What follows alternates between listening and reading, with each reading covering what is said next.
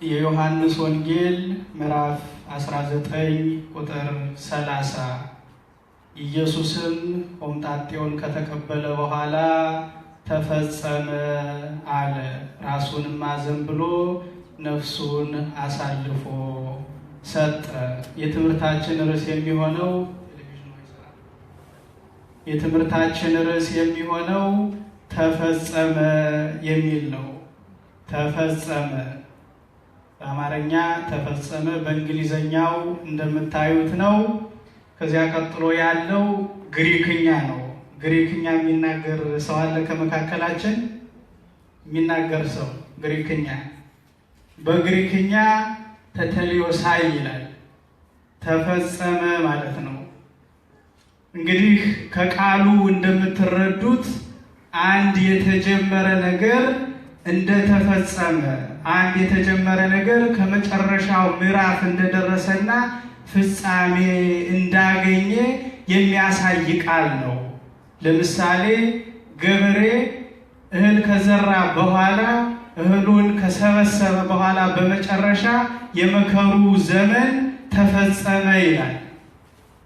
እንዲሁም ደግሞ ዳኛ ፍርድ ከፈረደ በኋላ ፍርዱ ተፈጸመ፣ ተጠናቀቀ ይላል። ሌላም አንድ ነገር የጀመረ ሰው ያንን የጀመረውን ነገር ሲጨርስ ተፈጸመ ይላል።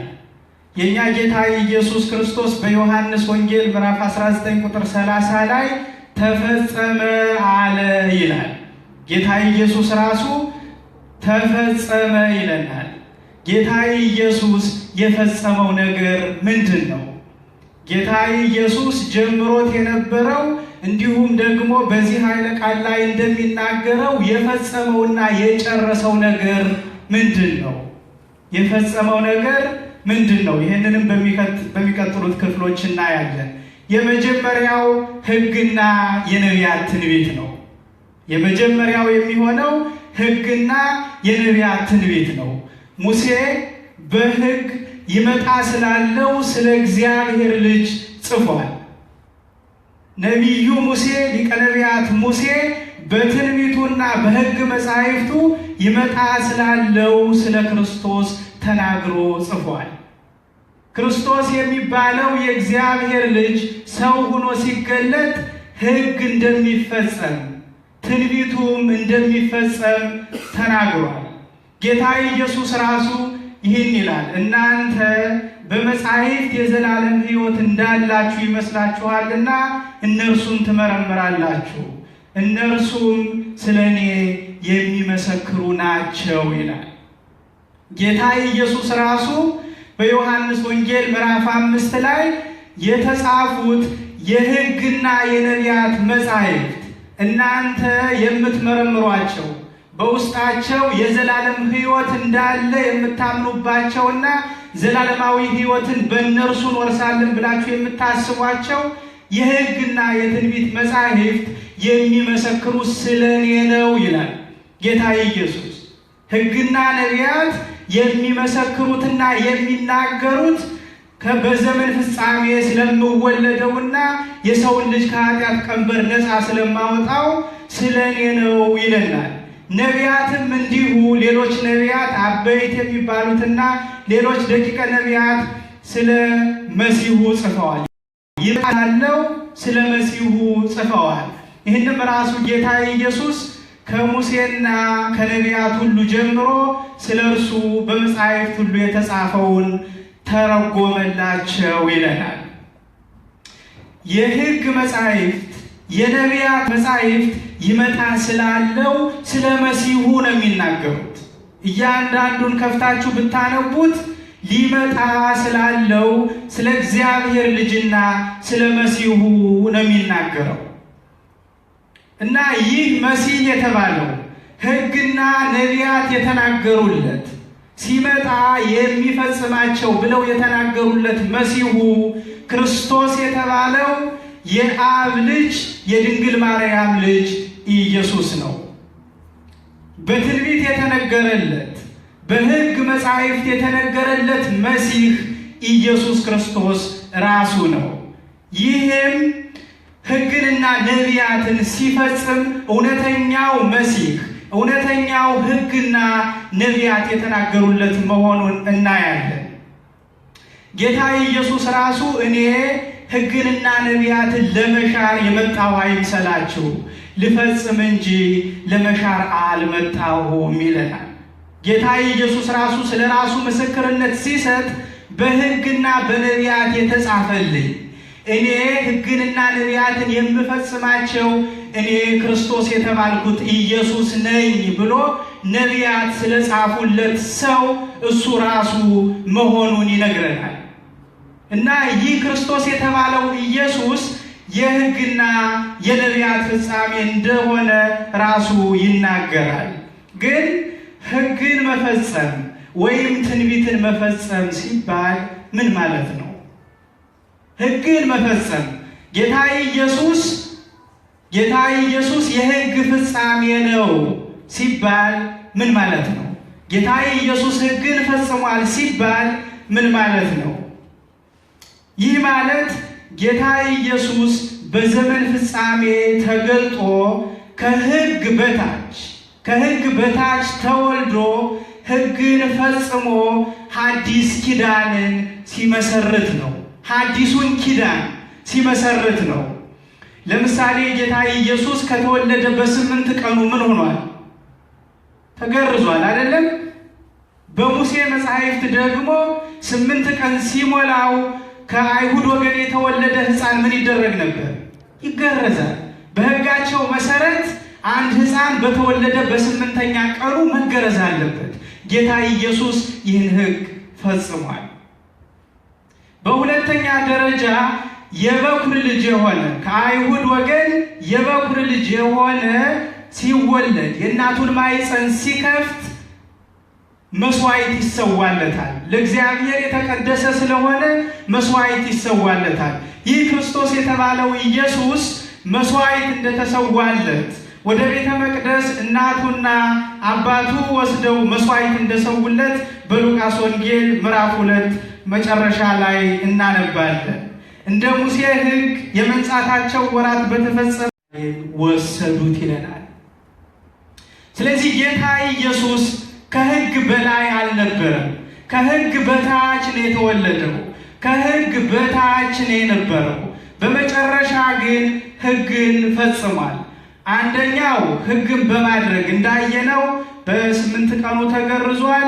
በሌላኛውም ቀን ደግሞ በቤተ መቅደስ መስዋዕት እንደተሰዋለት እናያለን። ሌላኛውና ዋናው የሕግ ፍጻሜ የሆነው ግን መስዋዕትን ራሱ መስዋዕት ሆኖ ራሱ ሊቀ ካህናት ሆኖ ራሱ ተቀባይ ሆኖ በብሉይ ኪዳን የነበረውን መስዋዕት ስለዘጋ ነው። በብሉይ ኪዳን ኃጢአት ያደረገ ሰው ስለ ኃጢአቱ መስዋዕት ያቀርብ ነበር። እንዲሁም ደግሞ ሊቀ ካህናቱ ስለ ሕዝቡ ኃጢአት በዓመት አንድ ጊዜ ወደ ቅድስተ ቅዱሳን ወደምትባለዋ ገብቶ ምን ያደርግ ነበር? ስለ ሕዝቡ ኃጢአት ማስተስረያ ደም ያፈስ ነበር። የፍየሎችንና የጥጆችን ደም ይዞ ገብቶ ስለ ሕዝቡ ኃጢአት ማስተስረያ ያንን በመሰዊያው ዙሪያ ያፈስ ነበር። ግን ችግሩ ምንድነው? የብሉይ ኪዳን ሊቀ ካህን አንደኛ ራሱ ኃጢአተኛ ነው። ራሱ ኃጢአት አለበት። በሁለተኛ ደረጃ ዕድሜ የሚገታውና በዘመን የሚፈጸም ነው። ሲሞት ያልቃል፣ ሌላ ሰው ይተካል ያ ሊቀ ካህን። ሌላኛው ደግሞ ይዞ የሚገባው የራሱን ደም ሳይሆን የጥጆችንና የፍየሎችን ደም ይዞ ነው የሚገባው ወደ መሰዊያው። ጌታ ኢየሱስ ግን አንደኛ ክህነቱ ዘላለማዊ የሆነ ክህነት ነው። በሁለተኛ ደረጃ ያቀረበው የራሱን ደም እንጂ የፍየሎችንና የጥጆችን ደም አይደለም። ዘላለማዊ ክህነት ያለው ዘላለማዊ ሊቀ ካህን የሆነና የራሱን ደም መስዋዕት ያደረገ ሊቀ ካህን ነው። ስለዚህ በብሉይ ኪዳን የነበረውን ሕግ መስዋዕት የመሰዋት ሕግ፣ የፍየልና የጊደር ደም የማፍሰስ ሕግ በራሱ ደም ዘላለማዊ በሆነ ቤዛነት ያንን ዘግቶ ፈጽሟል። ይህን በባለፈው በታላቅ አስተማሪ ስለተማራችሁት እንዲሁ አድርገን እናልፈዋለን። ሁለተኛው የተፈጸመው በሕግ እርግማን የመኖር ዘመን ነው። በሕግ እርግማን የመኖር ዘመን። ይህ ማለት ምንድነው? ሰዎች በብሉይ ኪዳን በሕግ ስር ነበሩ። በሕግ ስር ነበሩ እና ሕግን ያፈረሰ ሰው የተረገመ ነው። ለምሳሌ አትስረቅ የሚለውን ሰርቆ የሻረ ሰው የተረገመ ነው። አታመንዝር ያለውን የተላለፈ ሰው ስላመነዘረ በእርግማን ስር ነበረ እና ሁሉም በእርግማን ስር ነበሩ። ሁሉም ከአዳም ጀምሮ እስከ መጨረሻው ክርስቶስ እስከመጣበት ዘመን ድረስ የነበሩት ሰዎች ሁሉ በሕግ እርግማን ስር ነበሩ። በእርግማን ውስጥ ይመላለሱ ነበረ። ሁሉም ስለተላለፉ፣ ማንም ሕጉን ሊፈጽም ስላልቻለ፣ ሕጉን ማንም ሊጠብቀው ስላልቻለ፣ ሁሉም በደለኞች ስለነበሩ ሁሉም ሰዎች ከእርግማን በታች ነበሩ። ሁሉም ሰው በእርግማን ውስጥ ይኖር ነበር። በመሆኑም ክርስቶስ ኢየሱስ ስለ ሁሉም መተላለፍ፣ የሁሉንም እርግማን፣ የሁሉንም በደልና የሁሉንም ኃጢአት በመስቀል ላይ ተሸክሞ እርግማንን ከሰው አነሳ። በእርግማን ሰው የሚኖርበት ዘመን ሁሉ ተፈጸመ። የሰው ልጅ ከእርግማን ከሞት ከኃጢአት ነፃ ወጥቶ በነፃነት የሚመላለስበት ዘመን መጣ። ስለዚህ ጌታ ኢየሱስ በመስቀሉ በሕግ እርግማን የመኖር ዘመንን አጠፋው፣ ፈጸመው። የሚገርማችሁ ነገር ዛሬ ለምሳሌ እኛ በብሉይ ኪዳን ውስጥ ብንኖር፣ አሁን ያለንበት ዘመን ብሉይ ኪዳን ቢሆን 613 ሕግጋት መጠበቅ አለብን። 613 የሙሴ ሕግጋት። ግን የመጀመሪያው ሕግ የሚለው ምንድነው? ከአምላክህ ከእግዚአብሔር በቀር ሌላ አምላክ አታምልክ፣ አምላክህን እግዚአብሔርን በፍጹም ልብህ ውደድ ነው የሚለው። የመጀመሪያው ሕግ ይህ ነው።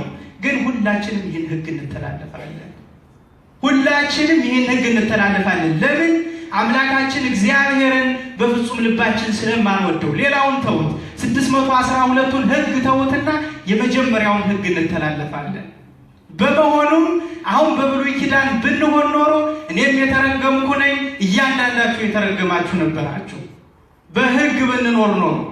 ሆኖም ግን ጌታ ኢየሱስ በመስቀል ላይ የሁላችንም መተላለፍ፣ የሁላችንም በደል፣ የሁላችንም እርግማን ወስዶ ስለኛ እርሱ እርግማን ሆኖ እርግማንን ከኛ አንስቶ በእርግማን የመኖር ዘመን ተዘጋ፣ ተፈጸመ። ይህን ያደረገልን አምላካችን ስሙ ለዘላለም ከፍ ያለ ይሁን።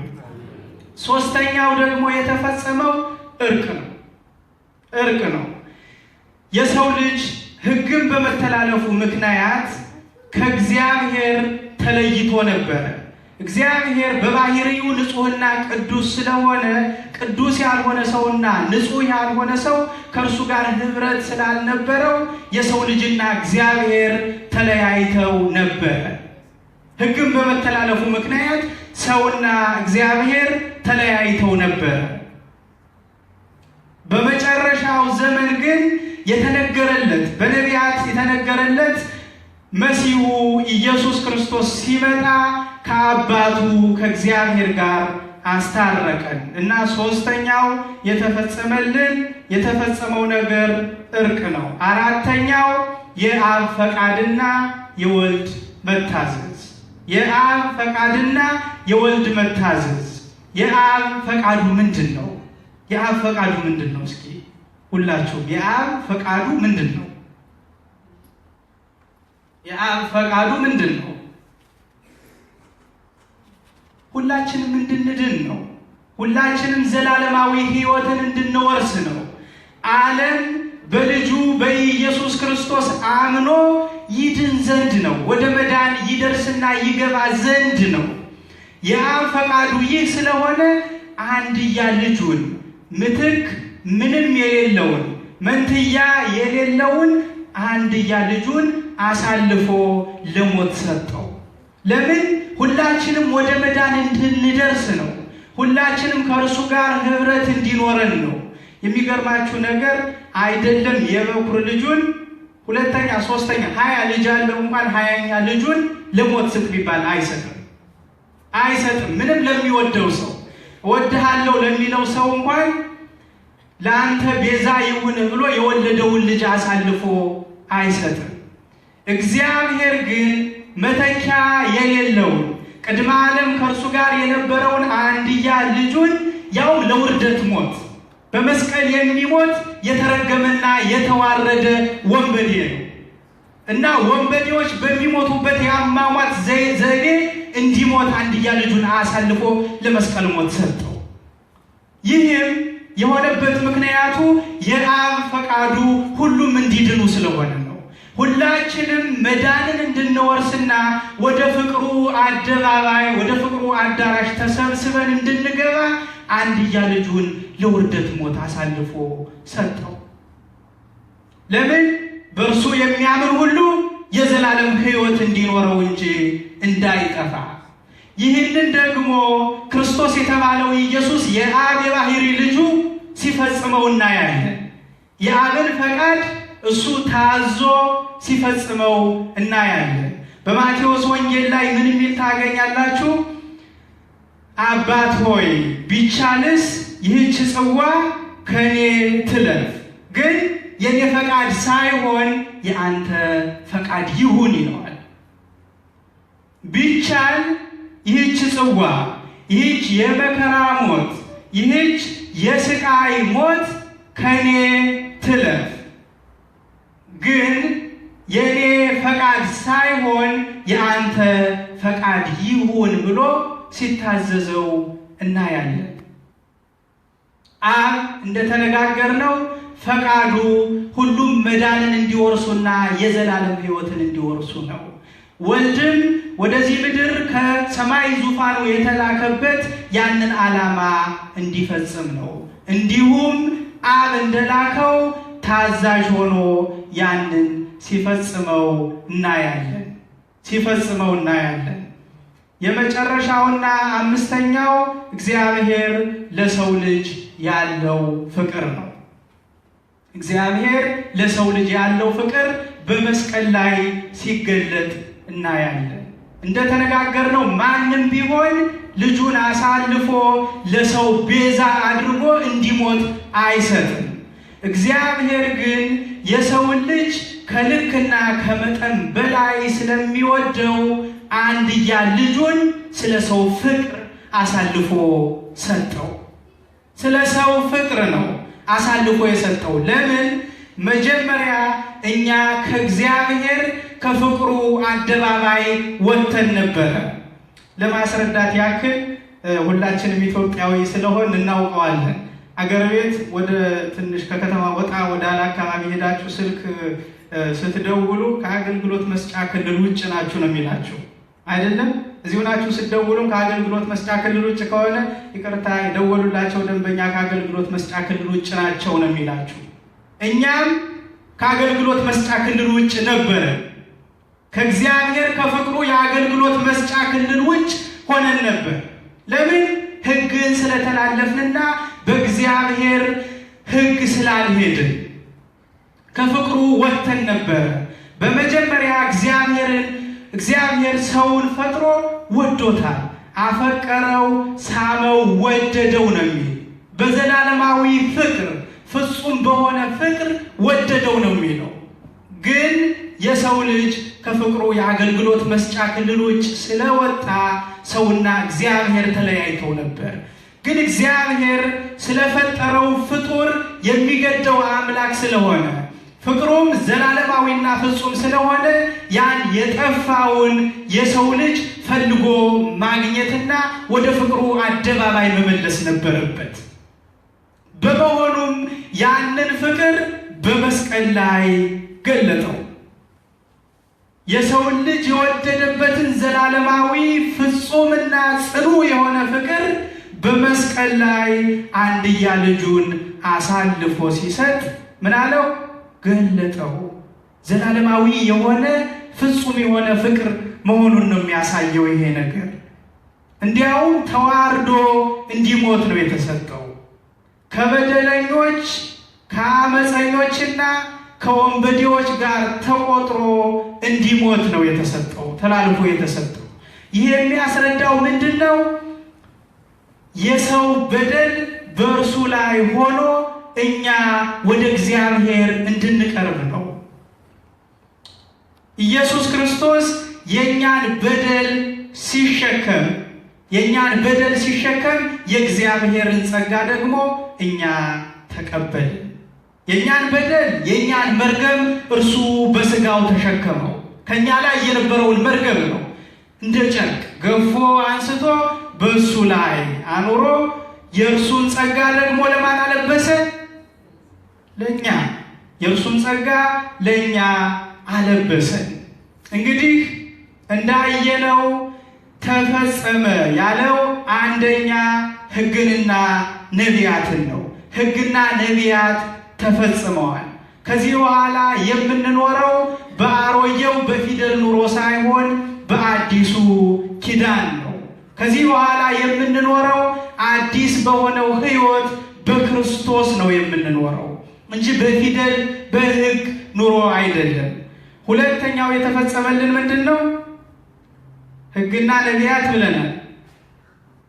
ሁለተኛ እናቴ ደክሟችኋል ማለት ነው። ምንድን ነው የተፈጸመው? በሕግ እርግማን የመኖር ዘመን። በሕግ እርግማን እንኖር ነበርን። ክርስቶስ ኢየሱስ ራሱ መጥቶ ያን እርግማን ከኛ ወስዶልናል። በመስቀል ላይ ሲሞት ያ እርግማን ተወስዷል። ከወንበዴዎች ጋር ተቆጥሮ እንዲሁ የነቢያትን ትንቢት በሙሉ የነቢያትን ትንቢት በሙሉ ነው የፈጸመው። ቀነውኒ እደውየ ወእገሬ እጆቼንና እግሮቼን ቸነከሩኝ ያለው በቀራንዮ እጆቹንና እግሮቹን ሲቸነከር ተፈጽሟል። በልብሶቼ ላይ ዕጣ ተጣጣሉ ያለውም በቀራንዮ ተፈጽሟል። ሁሉም ነገር ተፈጽሟል። የሐሰት ምስክሮች ተነሱብኝ ያለውም በቀራንዮ ሲፈጸም አይተናል። ያዳናቸው ሰዎች በሐሰት ሲመሰክሩበት ይገርማል። ያዳናቸው ሰዎች፣ ከለምጽ ያነጻቸው ሰዎች፣ የፈወሳቸው ሰዎች ስለፈወሳቸውና መልካም ስላደረገላቸው በሐሰት ሲመሰክሩበት እናያለን።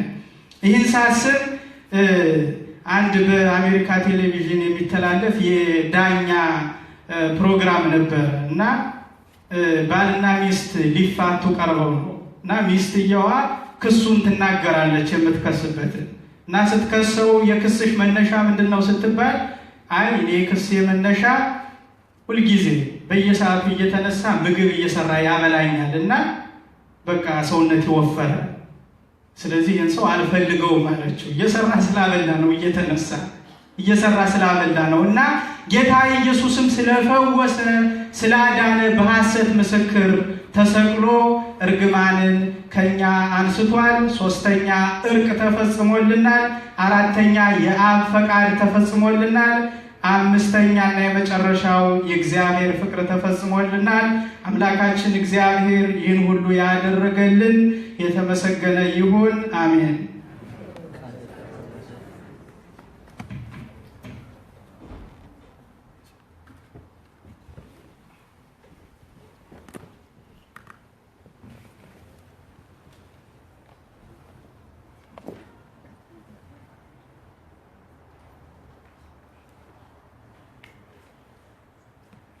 እንግዲህ ፕሮግራማችን እየተገባደደ ነው። በአንድ ላይ ሆነን መጀመሪያ ሴቦ ብለን አምላካችን ካመሰገን በኋላ ከዛ መጣችሁ ከዚህ ከካህናቱ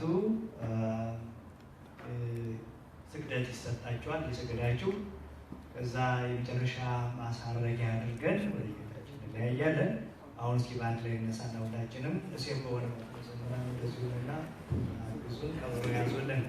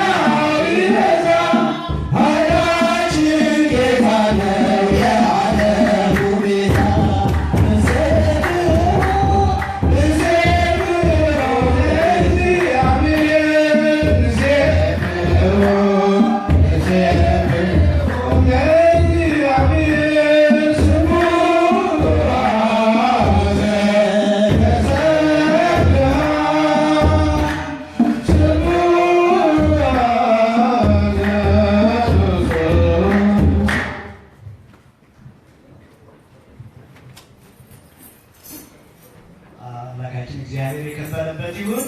ከዚህ ችለትና ከዚህ ሰዓት ያደረሰን እሱ ይክበር ይመስገን።